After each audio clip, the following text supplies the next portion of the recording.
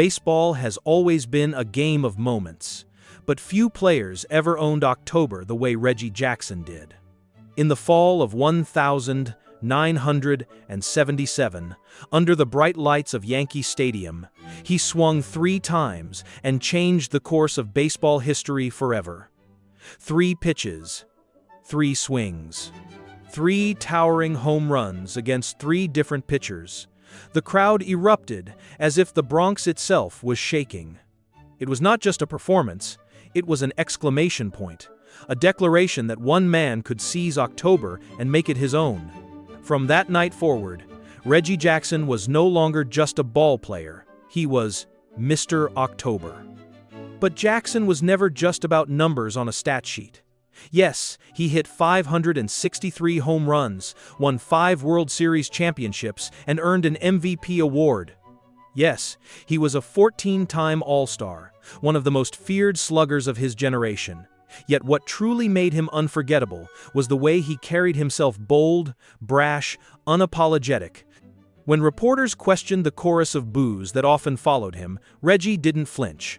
He smiled and said, "Fans don't boo nobodies." It was a line that defined his career, as much a statement of ego as of truth. And therein lies the paradox of Reggie Jackson. He was both hero and villain, adored in October and criticized in July, a man who united fans in awe but divided them with his swagger. He thrived in the spotlight, yet seemed to ignite chaos wherever he went. Was he truly the ultimate clutch performer, the embodiment of greatness when it mattered most? Or was he simply a showman whose theatrics overshadowed the flaws beneath? That is the story of Reggie Jackson, the man, the myth, the legend they still call Mr. October.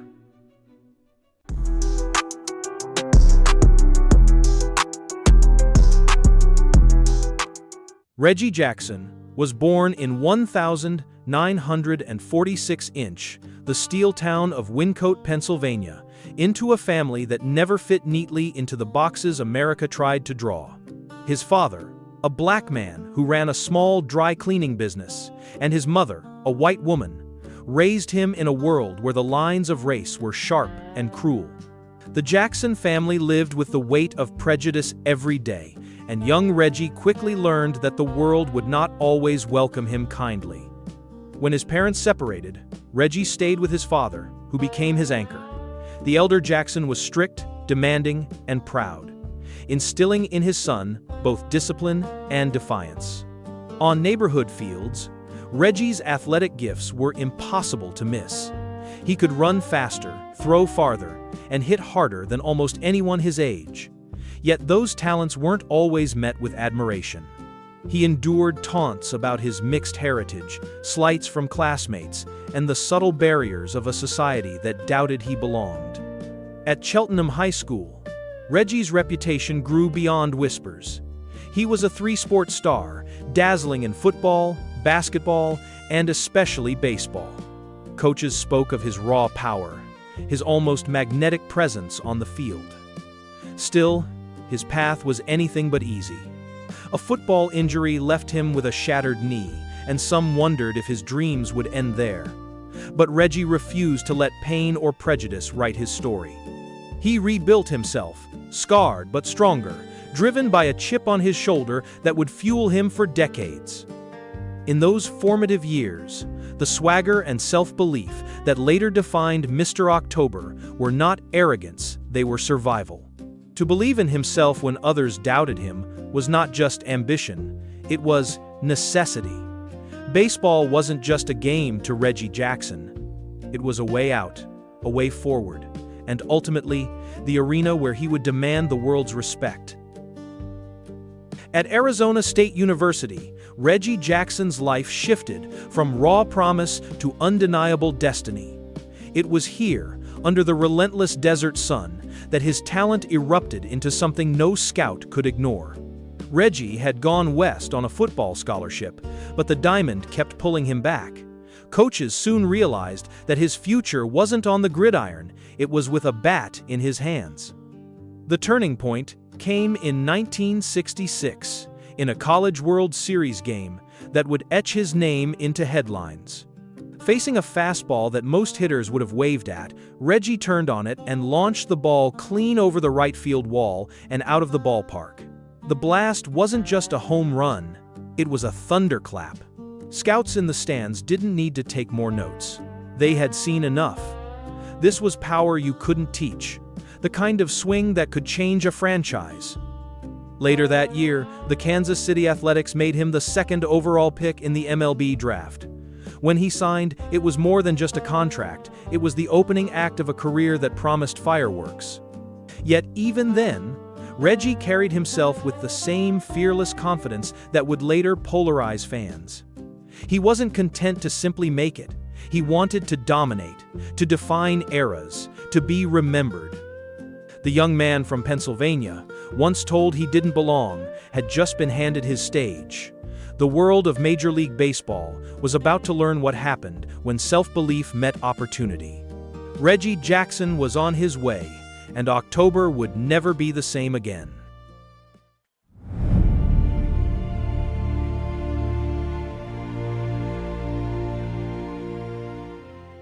By the time Reggie Jackson pulled on the pinstripes in 1977, he wasn't some untested prospect trying to prove himself. He was already a champion, a slugger with a reputation carved in Oakland green and gold.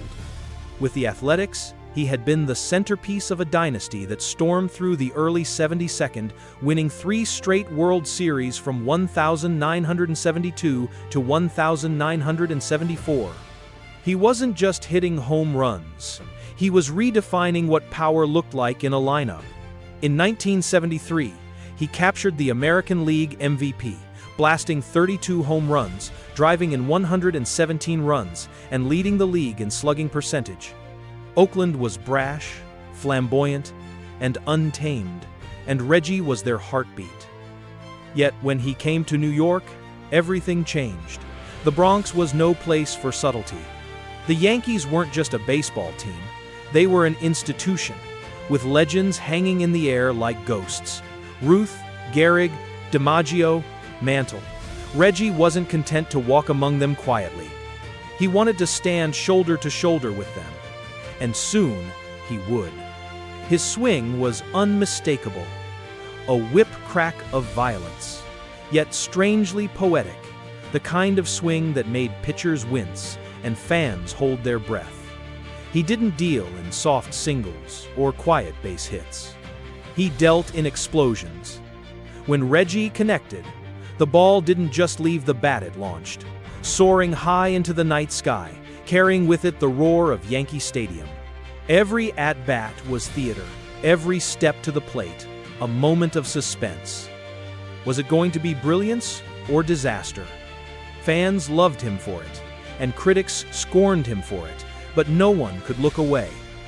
The climax came on the 18th of October, 1977, in Game 6 of the World Series against the Dodgers. The Yankees had the chance to clinch the title, and Reggie seized the spotlight with both hands. On his first swing, he sent Bert Hooton's pitch into the seats. On his next, Elias Sosa's fastball met the same fate. And on the third, against knuckleballer Charlie Huff, Reggie didn't wait one pitch, one swing, one thunderous arc into the blackness of Yankee Stadium's night. 3 swings, 3 pitches, 3 home runs off 3 different pitchers. It was so cinematic, so improbable, that it felt like fiction.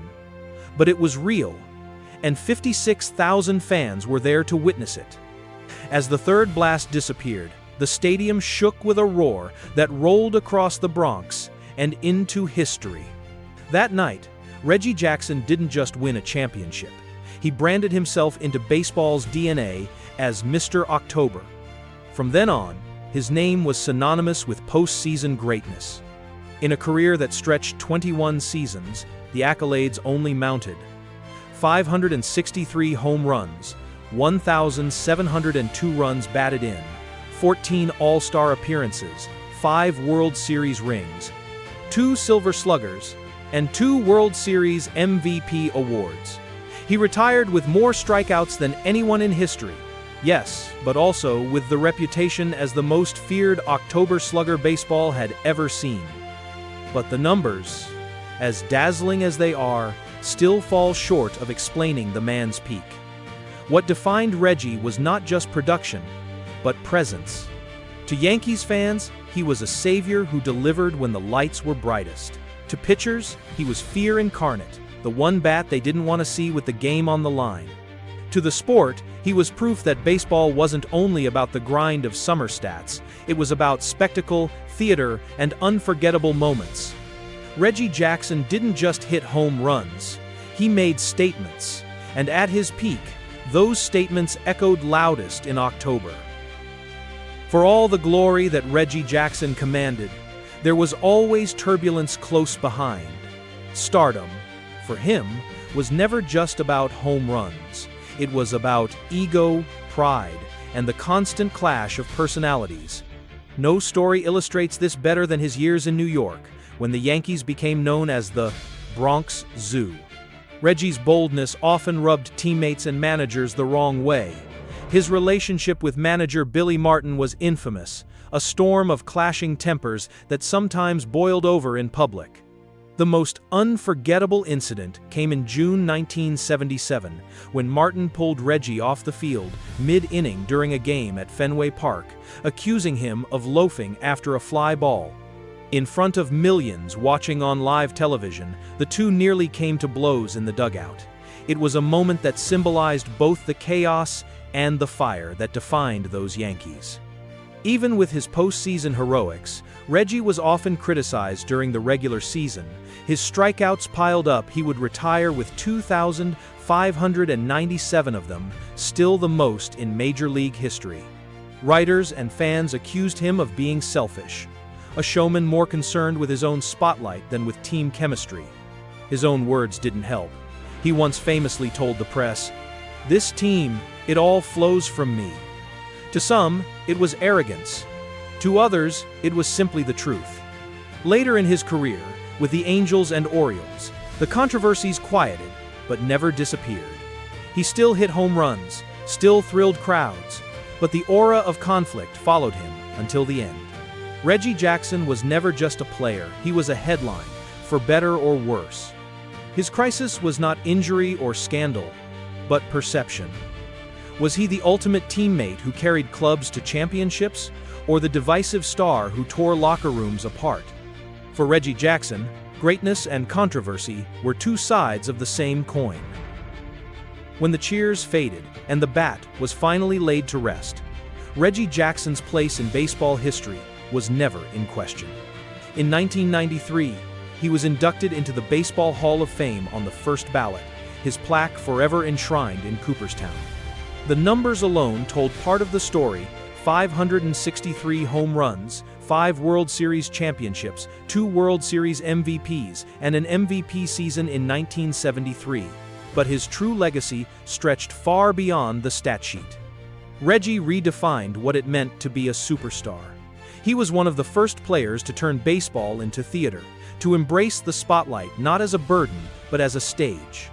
Every October, fans still talk about Mr. October, as though he could step back into the batter's box today and change the outcome of a game.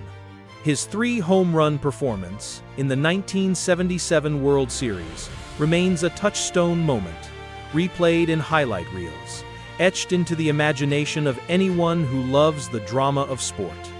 He was also a pioneer in another sense.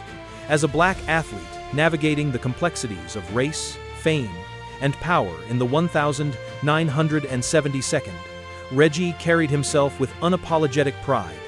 He demanded respect in a game and an era where respect was not freely given. His voice, his presence, and his confidence paved the way for future generations of athletes to own not just their performance, but their identity. Even today, his words linger. "Fans don't boo nobodies." It is a line that captures both the bravado and the truth of his career. You could love him or hate him, but you could never ignore him. And that may be the purest definition of a legend. Reggie Jackson was more than Mr. October. He was the beating heart of baseball's drama, a reminder that the game is not just about numbers, but about moments, moments that burn into memory and refuse to fade. His legacy is not measured only in home runs or championships, but in the electricity he brought to the game and the way he made people feel. For as long as baseball is played, the story of Reggie Jackson will remain loud and unforgettable.